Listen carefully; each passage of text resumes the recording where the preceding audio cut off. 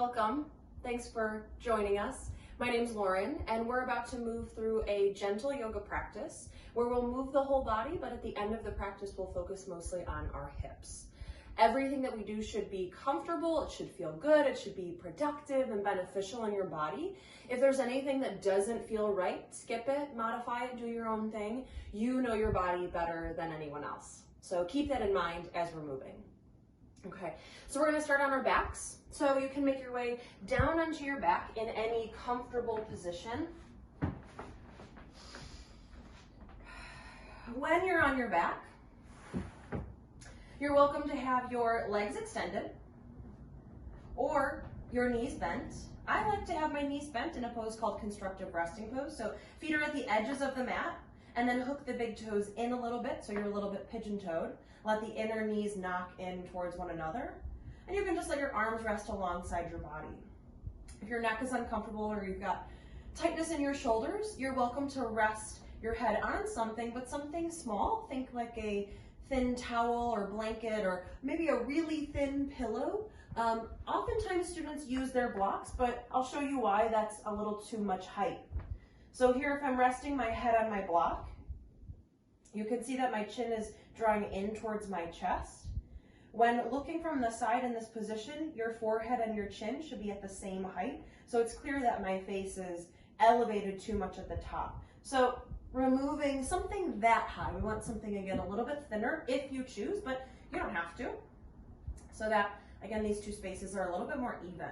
And then let your arms rest wherever is comfortable. And then once you find a position that's comfortable, really settle into it. Let your eyelids feel heavy so they softly close. Let your body rest and relax. There will be parts in the practice where I'll be asking you to work and engage your muscles, but now it's time to relax. Soften, release, let go. Allow the back side of your body to melt into the mat. Let the muscles soften away from the bones. Free your entire body of any tension, of any stress.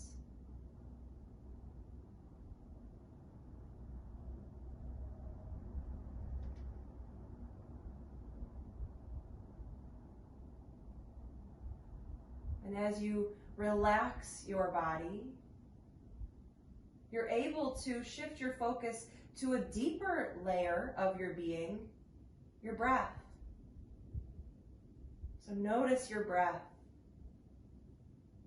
And to really help you notice your breath, bring your left hand over your chest by your heart and your right hand at your low belly, below your belly button. And you can allow the arms to rest on the ground, elbows on the ground. Even if that means your hands are a little off center, that's okay. So right hand at the low belly, left hand by the heart, by the collarbones. And breathe naturally.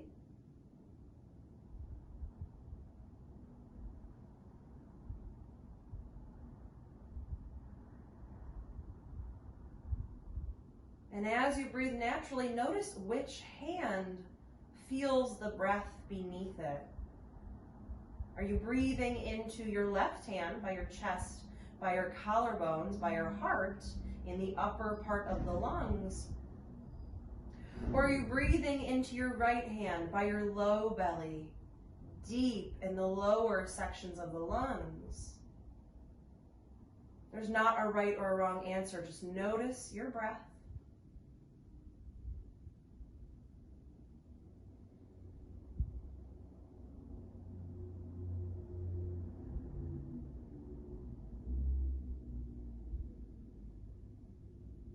Now you're welcome to stay here. Just observing your natural breath. This is a practice called Anapana, the observation of the natural breath, and you can stay here. Or you can manipulate the breath moving into belly breaths. So start to manipulate your breath, Breathe into the right hand, down at the low belly, below the belly button. So engaging, moving through a deeper breath, sending your breath down all the way down to the bottom of the lungs. Notice the low belly will rise on the inhalation and fall on the exhalation. Inhale, let the low belly rise. Exhale, let the low belly fall. Now stay with these deep, full, and slow belly breaths for a few more moments, filling your lungs to their capacity, expanding again through the low belly.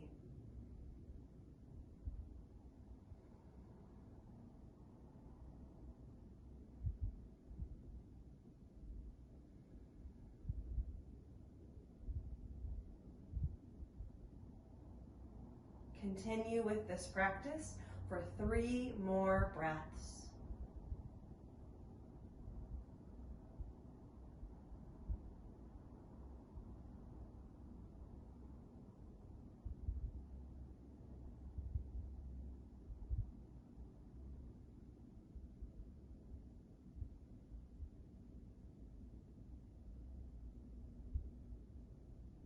And after that 3rd belly breath, return back to your natural breath, even if that means breathing into the chest, and allow the arms to come alongside your body with the palms facing up. Notice how you feel.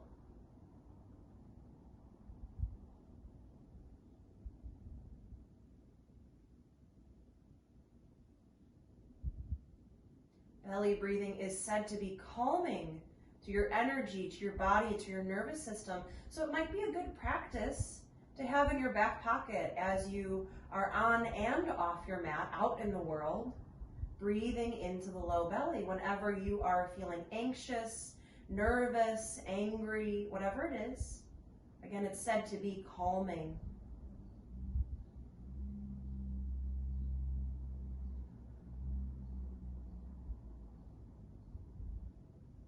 Now, keeping your attention inward on your own body, your own breath, your mind, it might feel right for you in this moment to set an intention for your practice.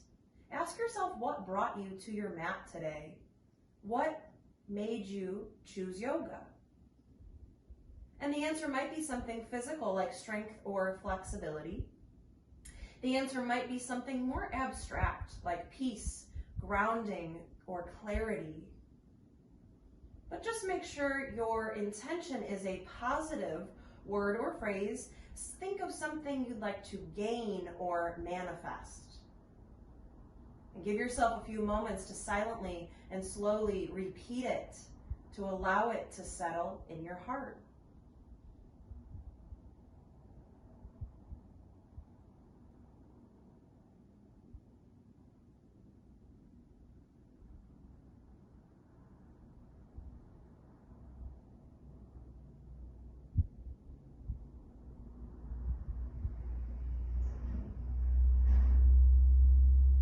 Now start to deepen your breath.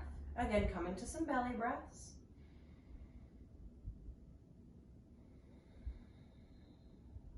And then allow some movement through the rest of your body. Maybe rock your head side to side.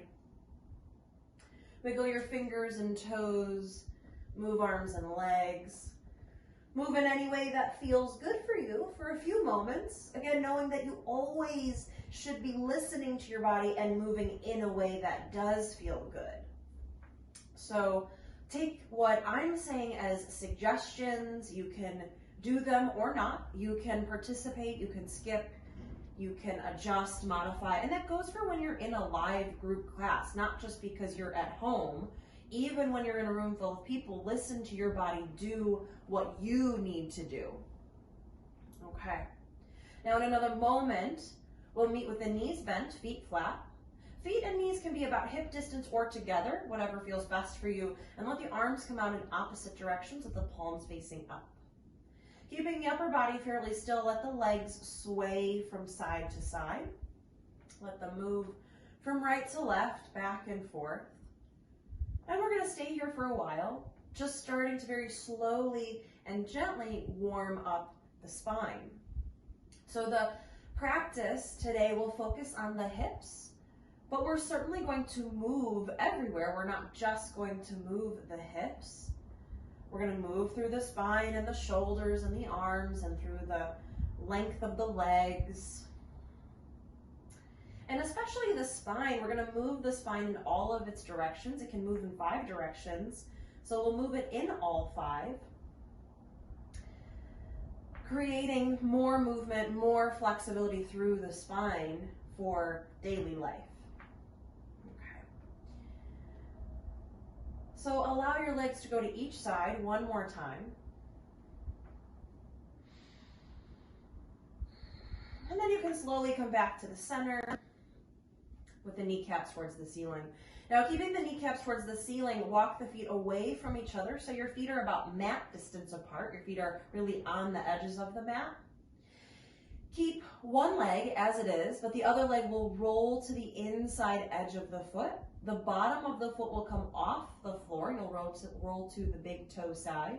It's like you're trying to get the inner thigh towards the floor. It won't touch the floor. It won't really even come that close, but falling in that direction, and then return it to the center. And then switch sides, roll to the inside edge of the foot, drop the inner thigh towards the floor and bring it back up. And we'll stay here for several moments, now warming up the hips. Now we can warm up the hips a little bit more if, as one leg is moving, keep the other one still. So one leg will always stay still with the kneecap to the sky as the other one moves. If they're both moving, it's not unsafe, it's not bad for you. It's just not as deep of a stretch as we would like to be getting in the hips. So we'll stay here for just a few more moments. Notice the stretch and notice what you're feeling in the hips. Your hip can move in 6 directions. Your right and your left each can move in 6 directions. And we'll be moving through all 6 directions through the class, and we'll be doing different combinations. So moving through, for example, external rotation and abduction or something like that. So moving through a combination of them at the same time. All right, so do this one more time on each side.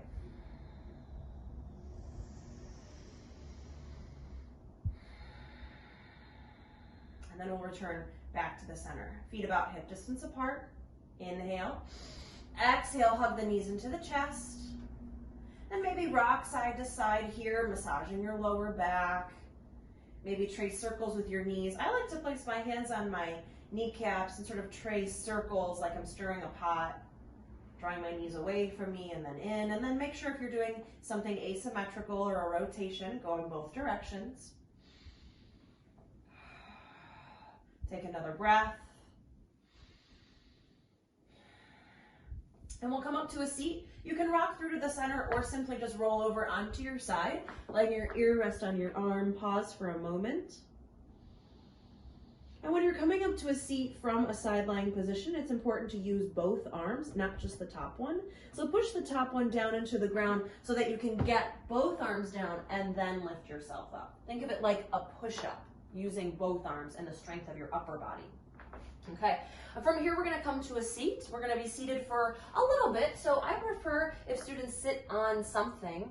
So maybe you have a block handy. If you don't, that's perfectly fine. You really don't need it throughout the practice. But you might sit on a towel, a blanket, a pillow, a stack of books, whatever you've got handy.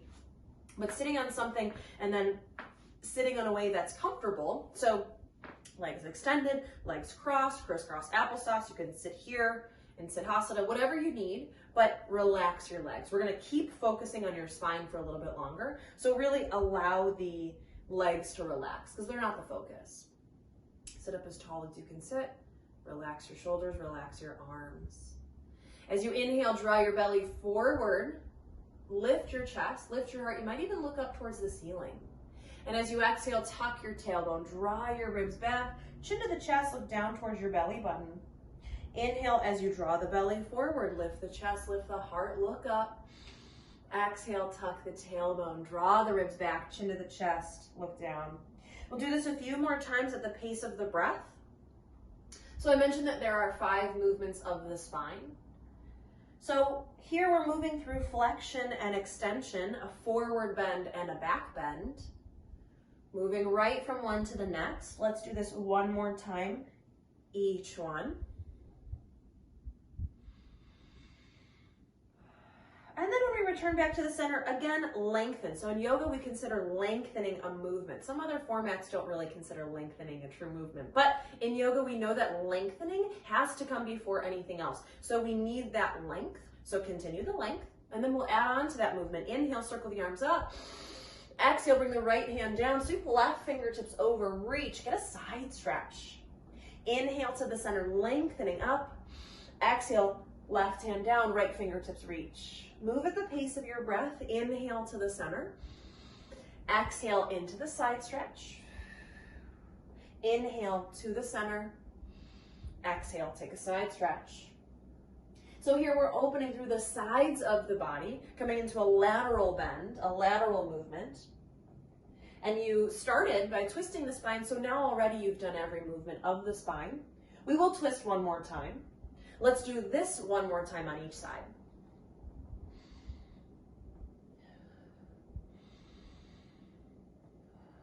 And then when you return back to the center, inhale, grow tall.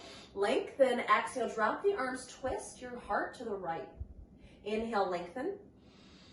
Exhale, drop the arms as you twist your heart to the left. We'll move again at the pace of the breath. Inhale and exhale. Now, as you're moving here, continue to lengthen every time you come back to the center. There's a reason here that we're returning to the center, fingertips up, instead of going right from one to the next. We need that length. Again, we need that length to create a deeper twist. So think of these movements almost like they're cumulative. Instead of swapping one out for the next, you're adding on. So you create length, and then you add onto it by also twisting. Okay, let's do one more of each.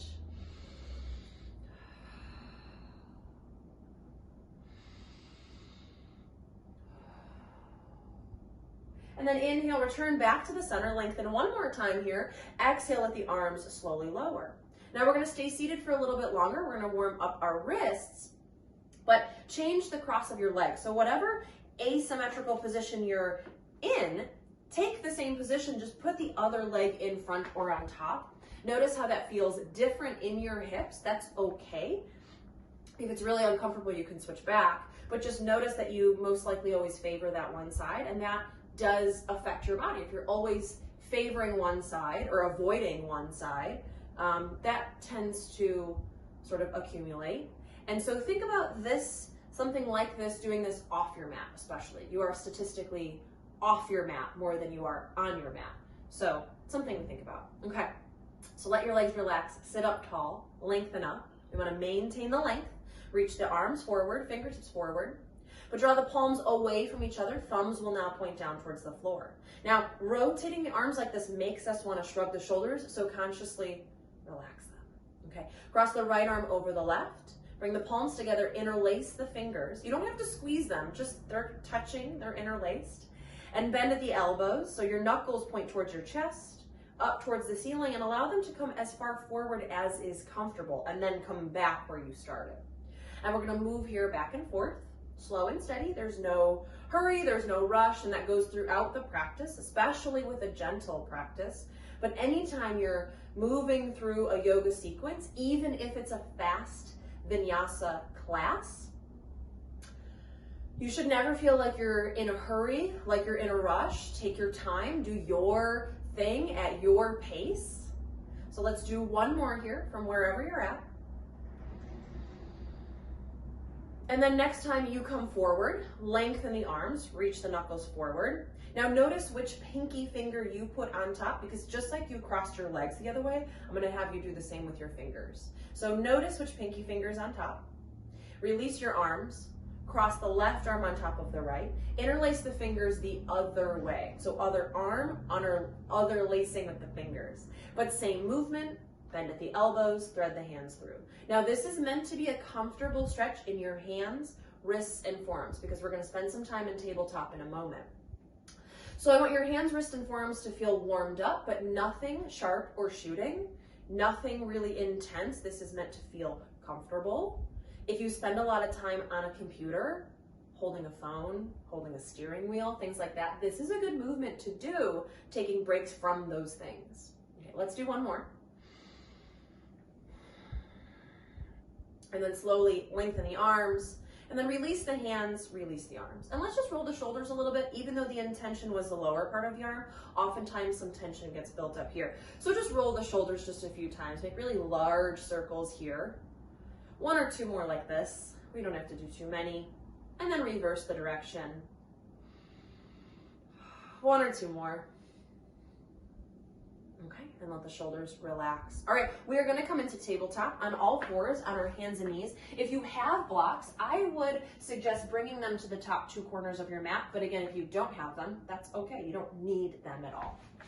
All right, so we're gonna come into tabletop on all fours on our hands and knees. We're gonna be here for a little bit, and we are gonna be kneeling one knee at a time. So you might pad under your knees with a blanket, a towel, a pillow, whatever you need, or if none of that is handy, you might just put a kink in your mat, and that's perfectly fine. So you might not need that, but just set yourself up in a comfortable position. So as we're here in this movement that we're about to do, sometimes the belly starts to drop towards the floor. We already did this movement. This is like a cow pose, a spinal extension. There's nothing wrong with this, but in the movement we're about to do, we want to make sure that we're not here. So draw the ribs to the ceiling, lengthen the spine. We want a long spine here. So crown of the head forward, tailbone back. And another movement we want to make sure that we're engaging is that we're not letting the heart sag towards the floor. The space between your shoulder blades shouldn't be a valley. It should be flush with the shoulder blades. We don't necessarily want a dome either, but flush with the shoulder blades so that I know that your upper body is working. It should be working a little bit here. All right, so we're gonna come into a balanced pose. So look at the tip of your right thumb. That's gonna help you keep your neck in neutral, and it's gonna help you balance. Anytime you look at one still spot, that's called a dristi. So your dristi here will help you balance. Look at the tip of your right thumb and reach your left fingertips forward with your left thumb to the sky and your fingertips forward like you're gonna shake someone's hand. So make sure that the ribs don't drop down here. This is where they really want to drop down. Draw the ribs in. The space between the shoulder blades is flush with the shoulder blades.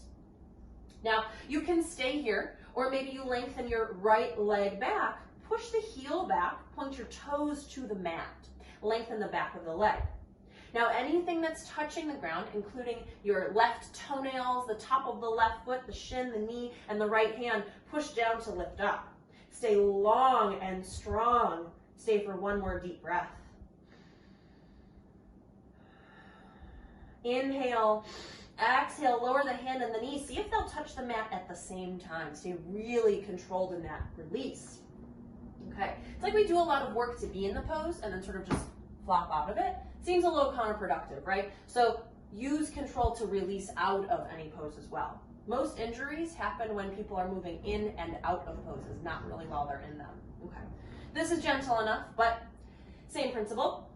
All right, so hands under shoulders. Look at the tip of your left thumb. It's gonna, again, keep your neck in neutral. So we don't wanna be looking forward or at the belly here. So neck in neutral, look at the tip of the left thumb. Reach right fingertips forward, like you're gonna shake someone's hand, thumb to the sky.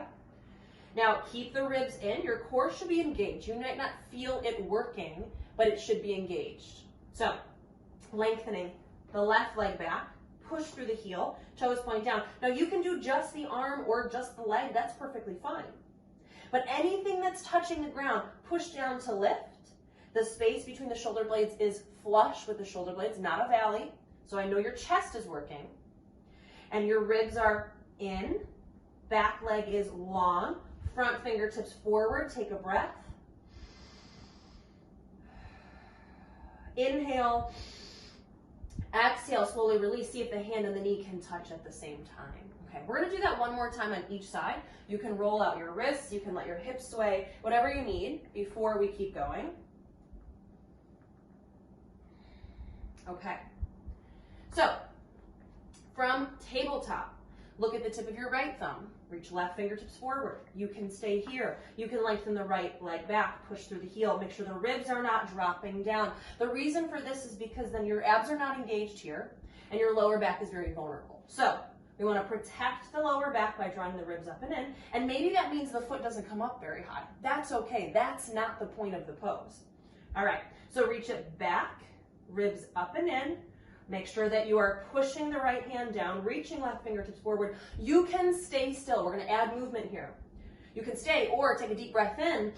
Exhale, draw the elbow and the knee in towards the center of your body. Inhale, lengthen. Exhale, crunch. Let's do 3 more. Inhale. Exhale. 2 more. Inhale. Exhale. 1 more with movement. Inhale. Exhale. Last one to inhale long. Exhale, release. Hand and the knee touch at the same time. Stay in control of the movement. All right, absolute last one. Look at the tip of your right thumb. Reach your, look at the tip of your left thumb. Reach your right fingertips forward. It's this 4th one I always get screwed up. So left hand down, look at the tip of the left thumb, reach right fingertips forward, reach left heel back. Now, find stability here. Don't add the movement right away. So, push the left hand down, space between the shoulder blades is flush, draw the ribs in, lengthen the leg back. It won't come up as high, that's all right. Okay, you absolutely could stay still in here, or inhale, exhale, draw everything into the center. Inhale, lengthen, reach out. Exhale, crunch it all in tight. 3 more. Inhale, expand. Exhale, crunch. 2 more. Inhale, reach and rise. Exhale, crunch in tight. 1 more. Inhale. Exhale. And then inhale to lengthen. Exhale to lower. Okay. 1 more time, maybe roll out your wrists, let your hips sway, take a few moments to move in any way that feels good.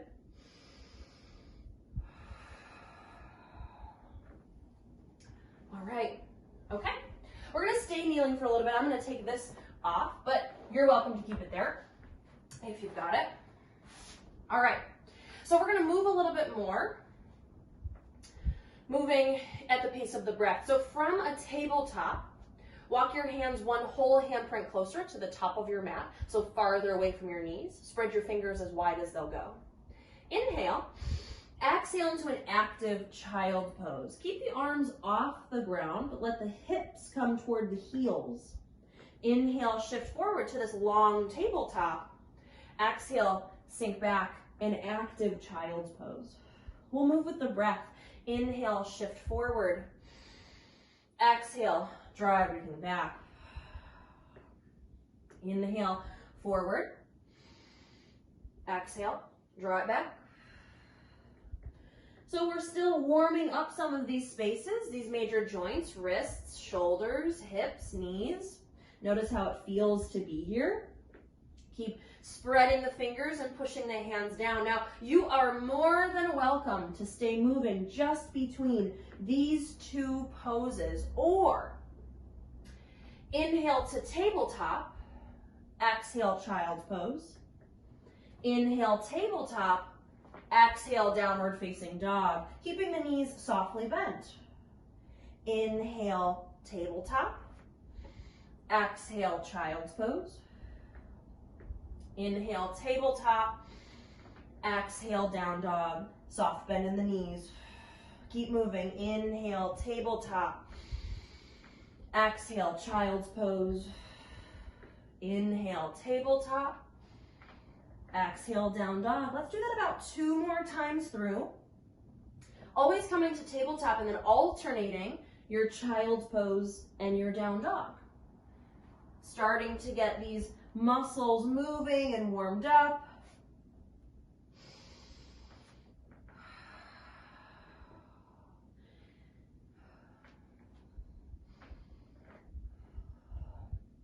And then we'll all come into a passive child's pose. So big toes together, knees either hip distance or maybe a little bit wider, but no wider than mat distance. Let your hips settle towards your heels. That's the first step in this pose. I often see students keep their hips up and let their chest fall down. We want hips down and back as close as they'll get. They might not get that close, that's all right. And then allow the forehead to rest. Arms can extend out, but let the arms rest. Or if it's comfortable, let your arms come alongside your body, palms face up. But child's pose is meant to be a comfortable stretch in your lower back and your hips. So stay here for about 3 breaths.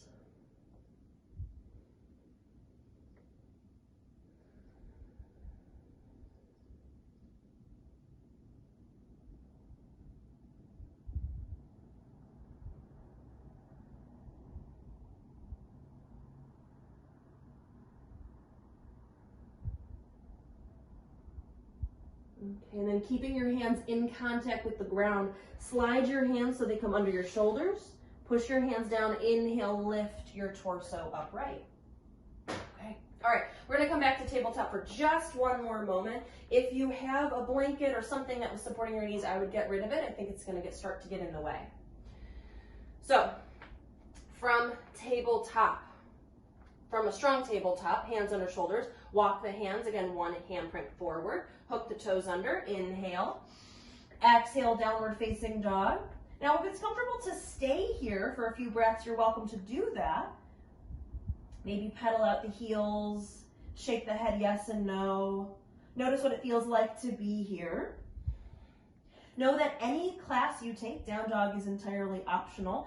It's often an underestimated pose. There's a lot going on. You're asking your body to do a lot of things it doesn't normally do. But from this pose, if it's comfortable, we're gonna walk forward into forward fold. So deeply bend the knees. Inhale, look forward, and exhale, travel forward. Maybe take baby steps, walking forward into forward fold, Uttanasana. So your feet are about hip distance apart. All 10 toes point forward. Your feet look like the number 11. And I would suggest a soft bend in your knees, the first few forward folds of the practice, especially if you're newer to yoga. And you just let your upper body hang. So maybe you don't come anywhere near the floor. Maybe you can touch the floor. That's not the point. That doesn't show me whether you're doing the pose right or good or wrong or bad. That's not at all how we think of yoga. So just let your upper body feel passive. Let it just hang. Again, maybe here, shake your head yes and no. Stay for one more breath.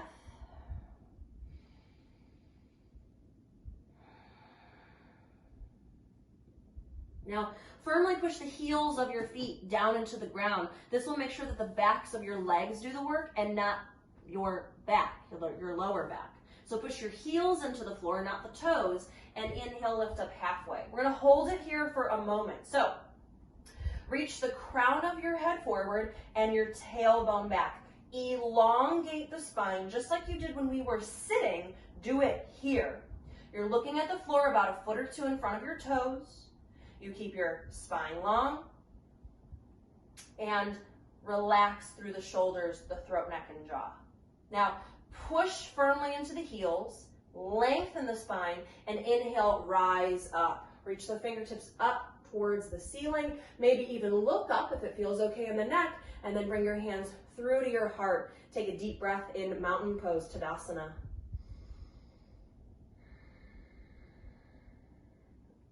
Okay, we'll move through some half sun salutations here. So basically moving in and out of that pose. The thing to remember is that your weight is back in your heels so that the spine can stay long and flat, and the movement is here at your hips. You're hinging at your pelvis. It's not a rounding in your spine. You should feel a stretch in your lower back, but pretty mild and very comfortable.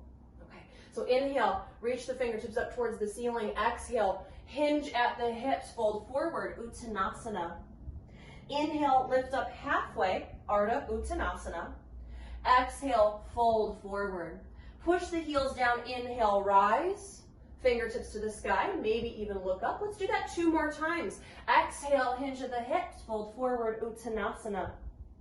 Inhale, lift up halfway, lengthen the spine. Exhale, fold forward. Push the heels down, inhale, rise. Maybe even look up. Let's do one more. Exhale, hinge of the hips, fold forward, Uttanasana. Inhale, lift up halfway, Ardha Uttanasana. Exhale, fold forward, push the heels down, inhale, rise. Now we're gonna come into a standing pose. So exhale, hinge of the hips, fold forward, Uttanasana. Inhale, lift up halfway, and we'll step the right foot back into a runner's lunge. So hands might come to blocks. Again, if you don't have them, that's okay. But the hope is that you're able to push maybe your fingertips or your hands down to keep your spine long. We want to avoid rounding and collapsing through the chest and the front of the torso. So lift up. Okay, so in a runner's lunge, your left heel is under your left knee, and you're pushing your left heel into the ground so that this front leg is working. The right heel reaches back, but the right hip reaches forward, like your right leg is being pulled in two opposite directions. So there won't actually be movement. It's an isometric action, which means there's really just the muscles hugging to the bone, but no visible movement that you can see. Okay, so you should feel like your legs are working. Stay for another moment. Okay, and now pivot your right foot so that the right heel becomes firmly placed on the floor. Your right toes will point over to the right side of the room. Push through the right pinky toe and that whole outside edge of the foot, the right heel, the left heel, and inhale, slowly rise, cartwheel the arms, come to warrior two, Virabhadrasana 2. So you're pushing your heels into the floor, and the heels pushing down activates the legs. You should feel like your legs are working hard. And it also helps you lengthen your spine. So we want that length, but softness in the shoulders as you reach the arms out. Palms face down, fingertips reach in opposite directions. And you can always look straight forward in the same direction that your belly button and your heart is facing, or if it's comfortable in your neck, you might turn to look over your left middle finger. We keep deeply bending the left knee because just like the runner's lunge, the hope is that the knee and the heel are stacked. So the quads, the top of your left thigh is working hard. Stay for one more breath.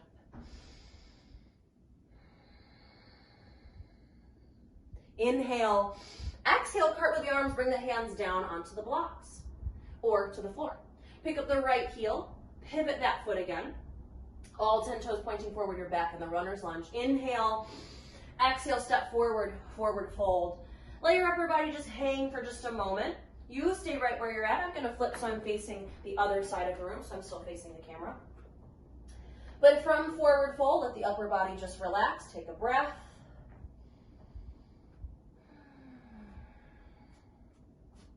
Okay, and we'll do that on the second side. So inhale, lift up halfway, lengthen the spine. Exhale, step the left foot back, placing the hands onto something. Okay, so left leg really steps back. It's a long step. And then again, front knee and ankle and heel are stacked. We're drawing the right heel into the floor, the left heel back, but the left hip forward. So again, it's not an actual movement of pulling and pushing. You're hugging the muscle to the bone. You should feel your left quads, the top of the thigh, work here. Think about, instead of letting the knee sag towards the floor, lift it up. Okay, keep lengthening the spine. Push the hands down, take a breath. And then from the runner's lunge, pivot the back foot. The left heel comes down. Left toes point to the left side of the room. Push your left heel down, your left pinky toe, and that whole outside edge of the foot down into the ground. Deeply bend the right knee, push the hands down, inhale, rise, warrior two, Virabhadrasana 2. So heels are pushing down so that the legs are working. We want the muscles hugging to the bone, but it also will help you lengthen your spine. Now we want a long spine, but we want softness in the shoulders, even though the arms reach out. Again, you can keep your nose in the same direction as your heart and your hips, or you can turn to look over your right middle finger. But keep drawing the right knee forward So the quads are working. But the more you come forward, the more your left pinky toe will want to lift. So push it down. Left pinky toe, left outside edge down, left heel down, right knee forward. Take a breath. Warrior 2, Virabhadrasana 2. Inhale, exhale, cartwheel the arms. Allow the back heel to lift. Pivot, you're in the runner's lunge. Inhale, exhale, step forward, forward fold, Uttanasana. Give yourself a breath.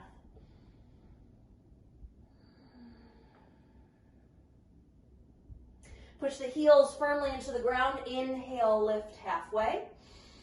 Exhale, fold. Push the heels down. Inhale, rise.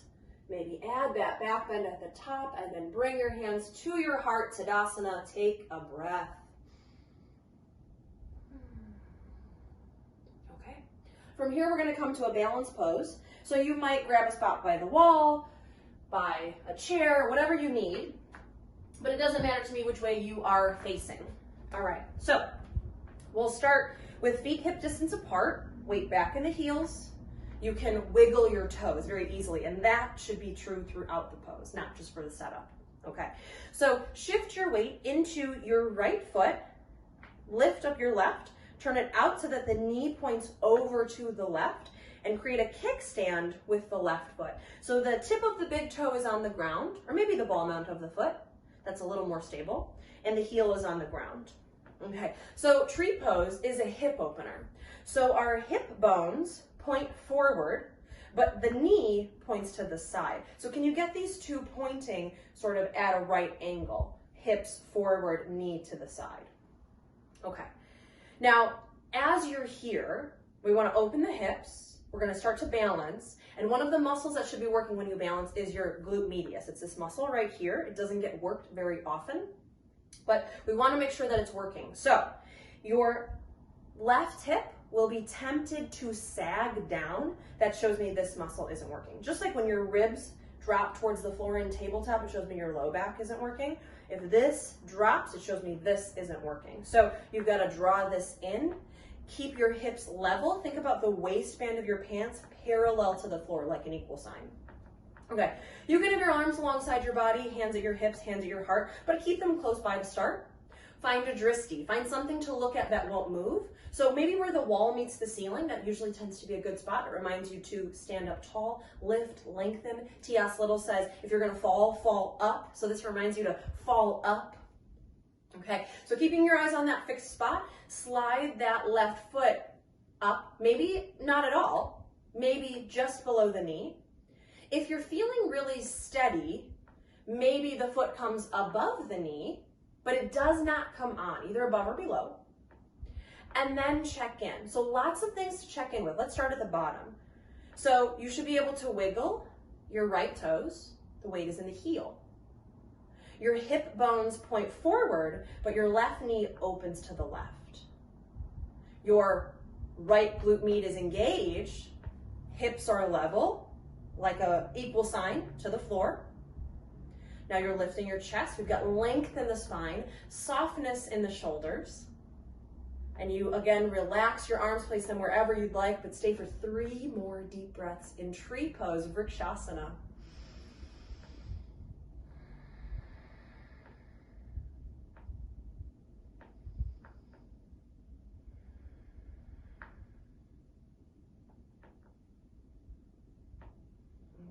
And then we'll close the hips. So with the left leg, draw the leg forward so both kneecaps point forward, then release the leg down. So slow and controlled, again, as you come in and out of the poses. And then I always like to roll out my right ankle. Sometimes my foot and ankle feel like they're taking on a lot of the work, which is not a bad thing, as long as it's nothing sharp or shooting, and we're not feeling it in the knee, that's okay. But you've got muscles in your feet, so your feet will feel like they're working sometimes, and that's okay. All right, especially since I'm on this rug, I felt like that took a lot of more effort in my foot. Okay, so feet hip distance, you can wiggle your toes, shift your weight into the left, kickstand the right. So before you move on, the second side, people tend to want to move up before checking in with their form. And you can't really add on if your form is just so-so. So make sure, again, you can wiggle your left toes. hip bones forward, right knee to the right. We want to open the hip. When we open the hip, sometimes the hips come with though. So hips forward, knee to the right. So again, this sort of right angle. All right, hips level, engage this left glute med. It should feel like it's working once we're really in the pose for a while. Okay, arms wherever you'd like. Keep them close by though. Up overhead is an option, but it makes the pose much, much harder. So I always like to just start close by. Find a drishti, find something to look at that won't move. Up and away, fall up, lift up, reach up. And then maybe slide the foot up. And maybe you stay here. Your two sides will not be the same. Just like I asked you to cross your legs when we were seated, there was a difference, right? And so it's the same thing here. So this side might not do the same as the first side. Or maybe it does. Maybe you slide it up so it's above the knee. Not for me today. Hip bones forward, right knee to the right. Open the hip. Make sure you can wiggle your left toes. Your hips are even and level. Waistband of your pants makes an equal sign with the floor. Lengthen your spine, stand up tall, relax your shoulders, place your arms wherever you'd like. Take 3 breaths, Vrikshasana, tree pose.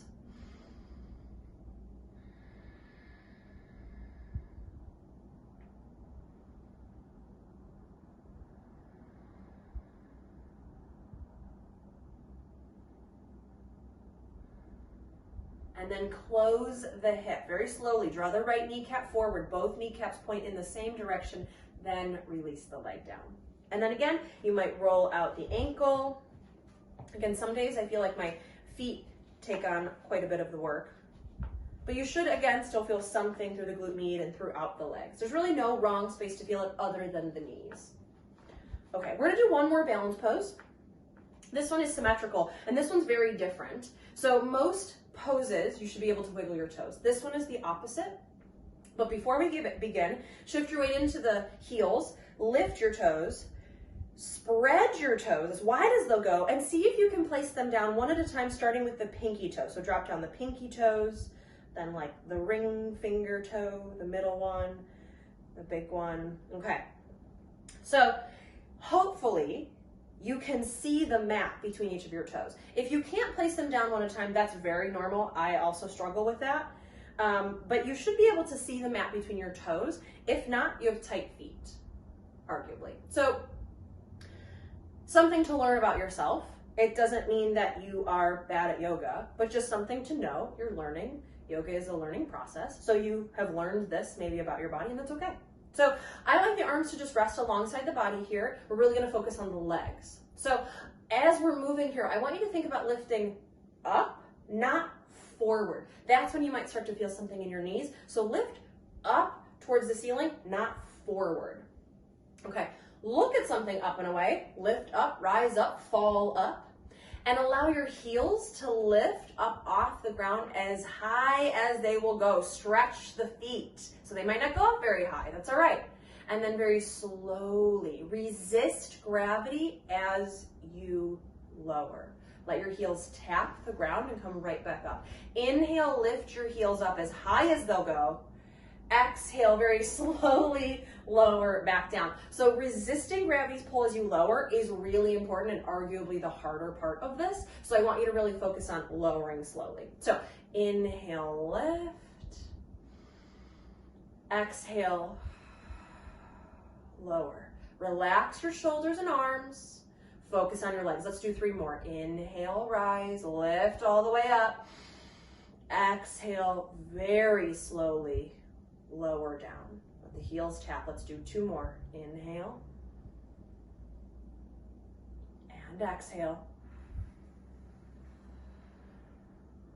1 more. Think up towards the ceiling, not forward. Inhale and exhale. Okay. All right. Good work. So we are done balancing. We are done really working. Now we're going to stretch and open through the hips a little bit more. So come to the top of your mat, facing forward. Weight back in the heels. That's almost always the case. Inhale, reach the fingertips up. Exhale, hinge of the hips, fold forward, Uttanasana. Inhale, lift up halfway. Exhale, step the right foot back. Drop that knee to the ground. Step the left foot back. Drop that knee down. We're going to come onto our backs. So you can turn yourself around. Maybe you bring something under the back of your head like earlier, or maybe not, but we're all going to meet on our backs with the knees bent and the feet flat. So here's where we're going to open and stretch through the hips a little bit more. Again, adding on, doing different combinations. So not just moving the hip in one direction at a time, doing a few. So each stretch will feel very different, but they should all be comfortable. All right, so inhale. Exhale, hug your right thigh in towards your belly. Hold on to the back of the thigh as opposed to the top of the shin as you draw the thigh in and draw it a little over to the right. Now, notice what you're feeling in your hips. If you're like me, you're not feeling very much, but this might be enough for you, and that's okay. Again, there's no right or wrong way to do yoga other than ignoring what your body is asking of you. That's really all we're looking for. So your pose might be staying here. Your pose might be a half happy baby. So you can release the left arm and allow the right leg to lengthen just enough so the bottom of the foot faces the ceiling. Just like in the runner's lunge, the heel and the knee are now stacked. I often see students lengthen the leg a little too much. They're focused on a straight leg. This is not a straight leg pose. It's a bent knee pose. And the bottom of the foot faces the ceiling. The shin is vertical. It's a straight up and down line. So you might stay here. This right hand might crawl up to grab onto the calf or the heel or the ankle or the foot. Traditionally, the first two fingers wrap around the big toe. I tend to like grabbing just the outside edge of the foot. It doesn't really matter to me. But what I do want you to think about is that your palm faces in towards the center of your body. So instead of grabbing the big toe side, this is really not so great for the shoulder. So grab the outside, or if you're grabbing the big toe, the palm will still face over to the left side of the room. Okay, so a half happy baby. You're allowing the right knee to fall down towards the floor and a little to the right, like your right kneecap is reaching for the back right corner of your mat. You should feel something in your right hip. And the right thigh. Stay for another deep breath.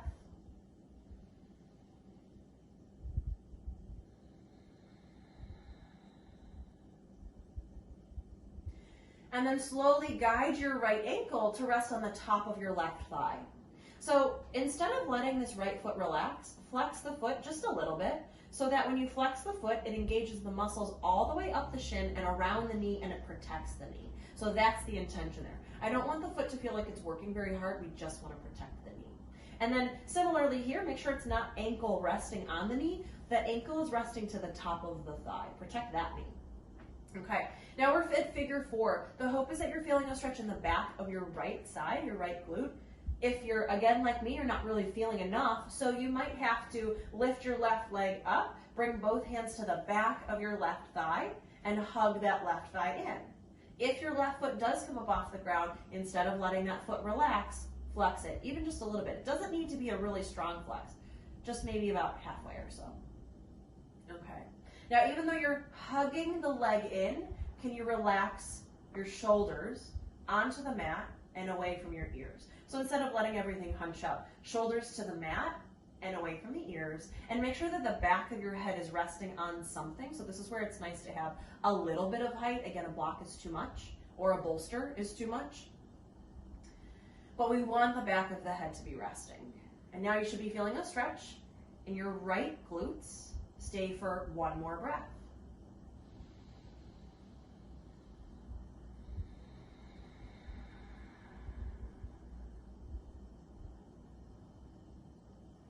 And keep your legs as they are now, but release your hands and cross your right leg all the way over your left. So your thighs are together. There's no space between the thighs. It's like you would if you were sitting in a chair. Now draw the thighs in, grab onto shins, ankles, feet, whatever's accessible. If you're grabbing onto your feet, softly flex your feet again. Again, because pulling in the feet can pull all the way up to the knee, and your knees are so vulnerable already. Okay, so allowing the thighs to come into the belly, Pulling the arms, but relaxing the shoulders, back of the head heavy on the ground. Now you're going to feel still sensation on the right side. So sensation is an umbrella term that we use that means that you're feeling something. So a pulling, a stretching, a lengthening, a compressing, a grinding, a twisting, a crunching, whatever. Sensation is not always a good thing, but you need to interpret that sensation. So just like hunger is a sensation, but as you get older, you learn what hunger is and what it means and what do you have to do to fix that feeling.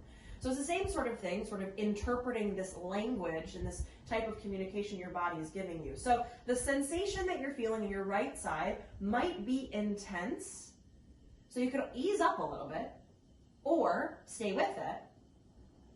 Wherever you're at and whatever you need, be there for another breath.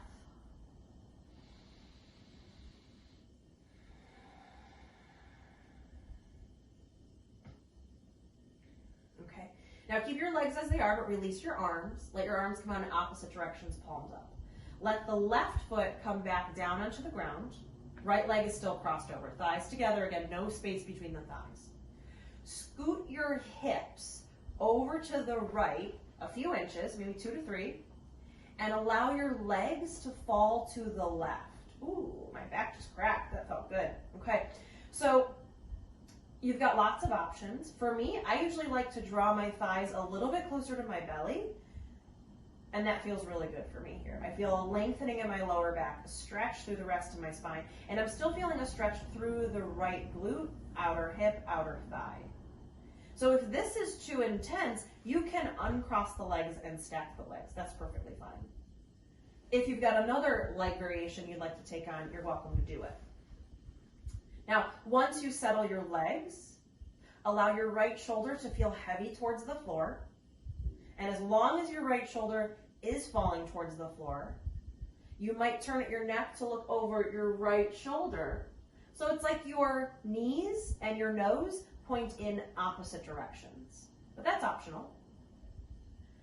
And then allow yourself to rest. This is meant to be a very comfortable, easy, passive stretch. So let yourself soften into it. Let yourself settle and soften for 3 more breaths.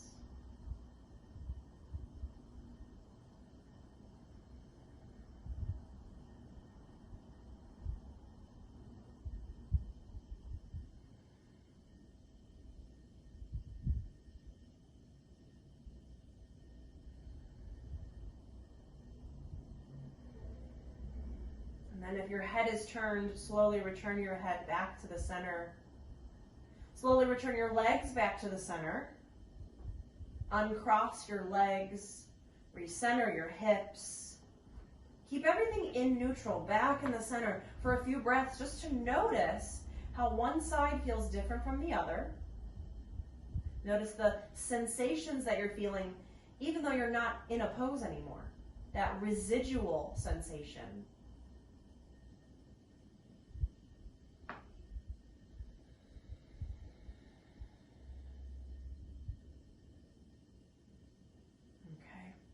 All right, we'll do the same thing on the second side. So inhale. Exhale, hug the left thigh in toward your belly. Hold on to the back of the thigh as opposed to the top of the shin. And you're drawing the thigh in and a little to the left. You're absolutely welcome to stay here. The hope is that you're getting a comfortable stretch, but maybe you need more, so the bottom of the foot will face the ceiling. Your ankle and your knee should be stacked. The shin is a vertical line, perpendicular to the floor, like a capital T. Upside down, capital T. And then you might grab onto your calf, your heel, your ankle. I like to, again, grab the outside of the foot, but traditionally, first 2 fingers wrap around the big toe. But I do want your left palm to face over to the center of your body, like it's reaching over to the right. That's, again, just for the shoulder. Now, I want the leg to kind of relax. I like to sort of pull the leg down using the arm. It's like your like your left kneecap is reaching for the back left corner of your mat. Feel a comfortable stretch. Notice that it's more through the inner part of the thigh, inner part of the hip. We're going to come to the outer in a moment. Again, different movements and different combinations of the hip. Take a deep breath here.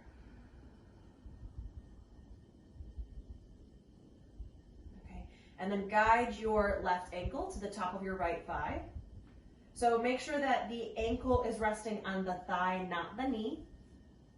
Flex the left foot to protect the left knee. You might stay here. You might bring both hands to the back of your right thigh and hug your right thigh in. And when I do poses like this, even here, I think about interlacing my fingers the other way, the way I don't normally do it. And it feels a little awkward, but you got to get used to it.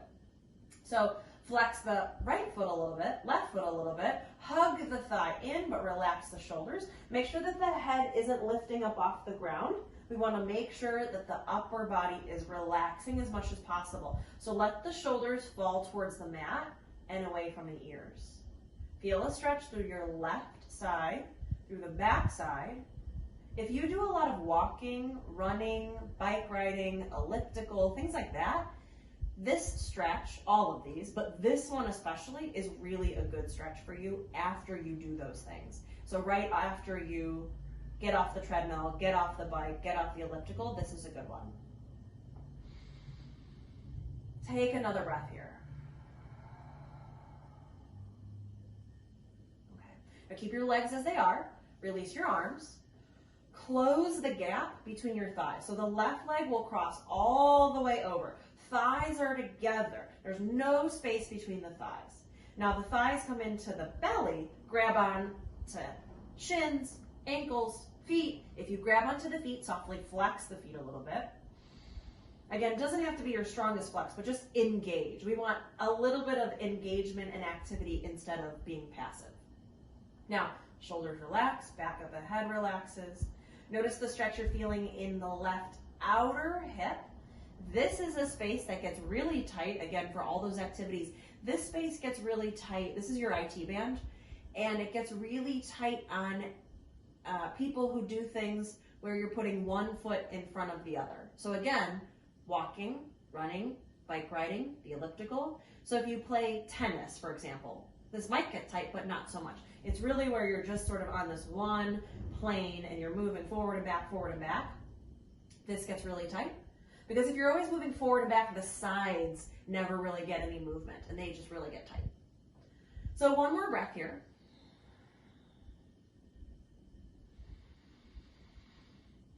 Okay, and then allow the right foot to come back onto the floor. Left leg is still crossed over it. Scoot your hips a few inches to the left. Let the legs fall to the right. Let the arms come out in opposite directions, palms up. Okay, now again, I like to draw my thighs a little bit closer into my belly, but you don't have to do that. You might uncross your legs and stack your legs, thighs together, knees together, feet together, or cross. We want a comfortable stretch in your spine, a comfortable feeling through the lower back, outer part of the hip, glute, and thigh. So all of this should be very comfortable. This, out of everything we've done so far, should be the most comfortable thing. Should take the least amount of work, should feel really good. And then if your left shoulder is down, make sure it's supported, you might turn at your neck to look over your left shoulder, but it's optional. Now let yourself relax. Let yourself soften, and again, be passive. There were a lot of moments through the practice where I wanted you to work and put in effort and concentrate and focus, but here I want you to relax. We're looking for softness and ease in this pose. Stay for 3 more breaths.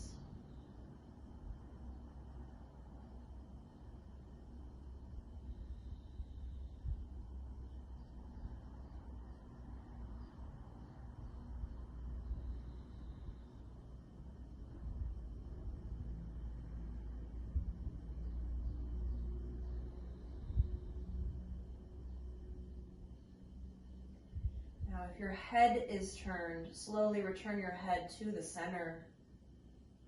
Slowly return your legs back to the center. Uncross the legs. Recenter the hips.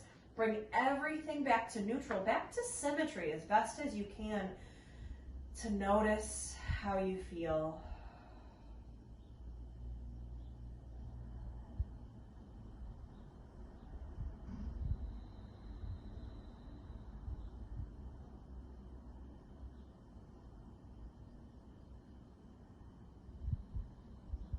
Take a deep breath in. As you breathe out, hug your knees into your chest. You might rock from side to side.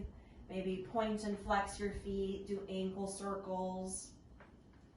If you're looking for one more hip stretch, you might come to happy baby. So the bottoms of the feet face the ceiling, ankles are over knees. I know it's tough for you to see this in your own body, but we want to avoid straightening the legs. And grabbing onto the feet, again, palms will face the center. So it's like your palms face each other, whether it's big toes or you're grabbing onto the outside edge. And you're drawing your knees down and back, like they're reaching for the back corners of the mat. And then maybe here, you rock side to side.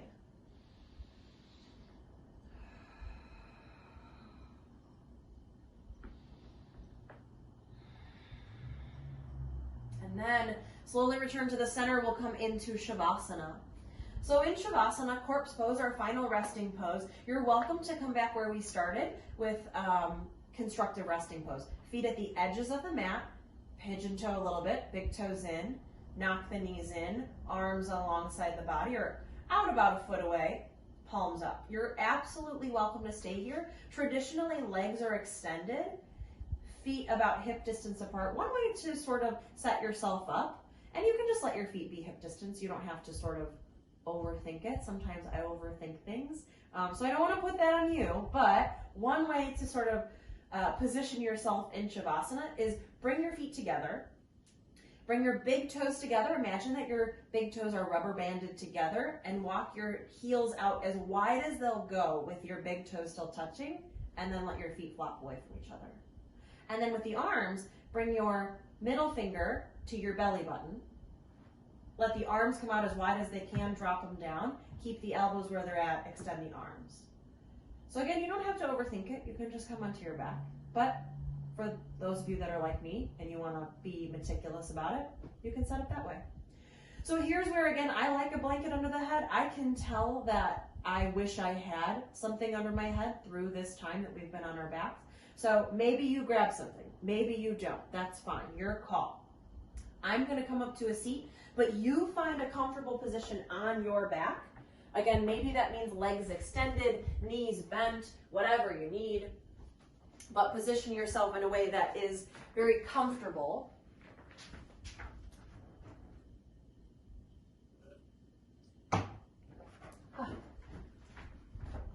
Okay, so coming onto your back. Allow the back side of the body to feel heavy again, just like how we started.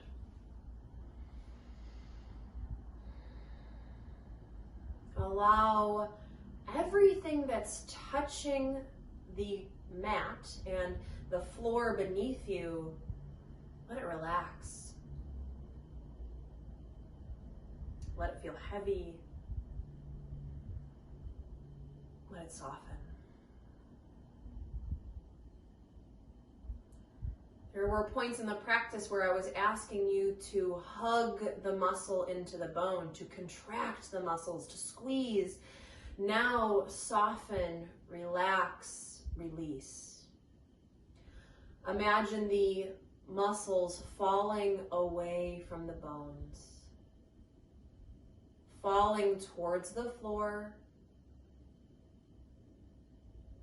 letting the earth cradle your muscles, your joints, your body, like the earth is hugging your body. It feels very supported, very easy, very effortless in this moment.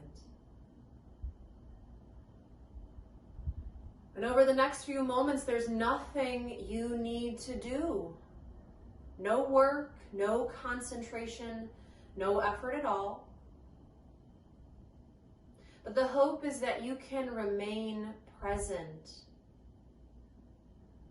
So if you find that your mind wanders, if you start to think about what else you've got to do today, you start to think about your next meal like most of us do, maybe come back to your intention. Silently and slowly repeat your intention that you set at the beginning of the practice, using it like a mantra silently and slowly, continuously repeating your intention.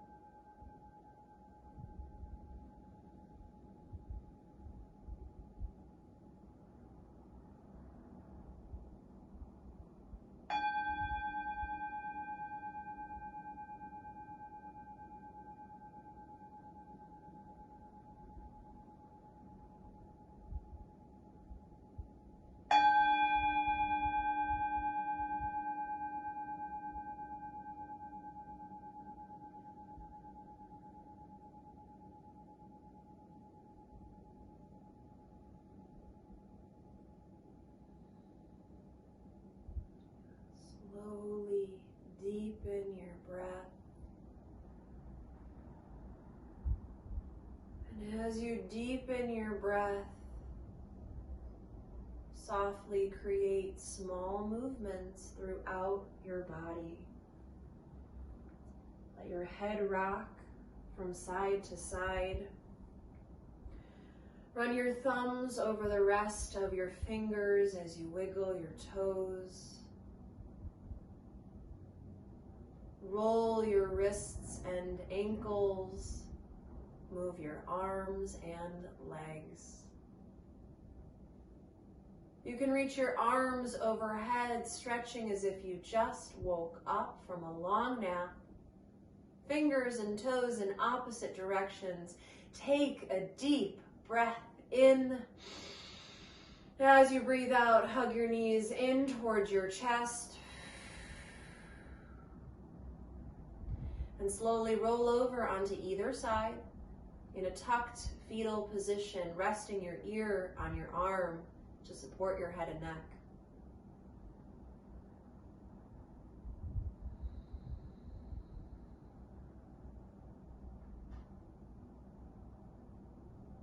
Keeping your eyes closed and using the strength of both arms, push down into the ground and come up to a comfortable seat.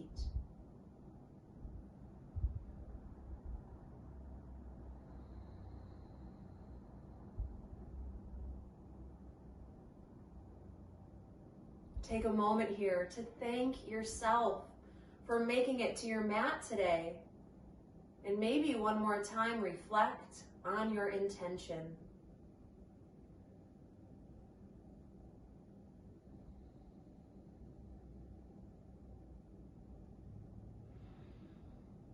Loka samasta sukhi no bhavantu. May all beings everywhere be happy and free, and may the thoughts, words, and actions of my life contribute in some way to the happiness and freedom for all.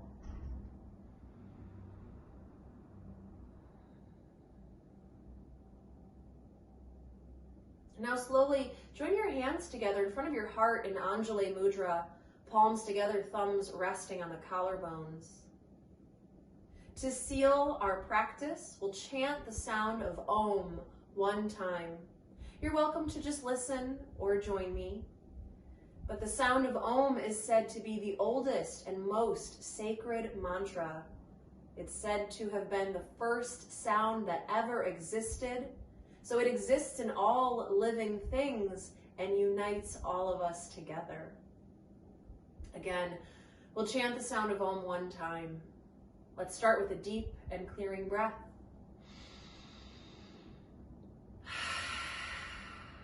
Inhale for Om.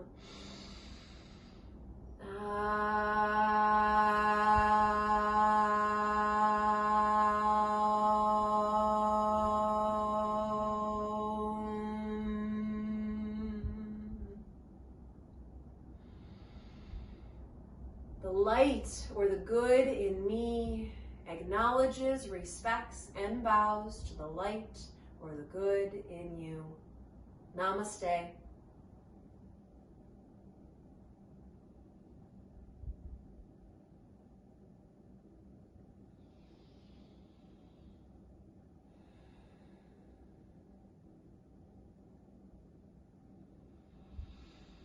Thank you. Thank you for joining me, and have a wonderful day.